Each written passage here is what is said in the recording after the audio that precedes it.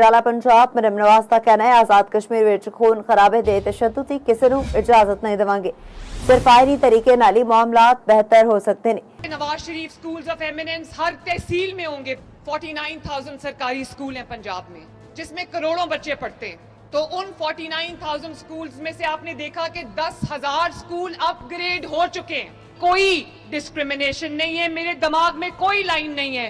पंजाब में रहने वाला हर शख्स मरियम नवाज शरीफ की जिम्मेदारी। पंजाब की बेटी के लिए लॉ एंड ऑर्डर की सिचुएशन बेहतर हो गई है। पंजाब की बेटी अब आराम से अपनी सड़क पे निकल सकती है। उसके घर में उसके वालिद को, उसके भाई को ये फिक्र नहीं होगी कि मेरी बेटी घर से बाहर जाएगी तो शायद वापस ना आए।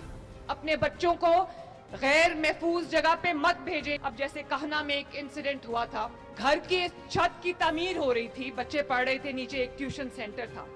बारिशों का महीना है तो नीचे बच्चों को नहीं बैठना चाहिए था। वहां पर बच्चे गए और वो छत गिर गई। 14 बच्चे जो है वो अपनी जान से हाथ धो बैठे।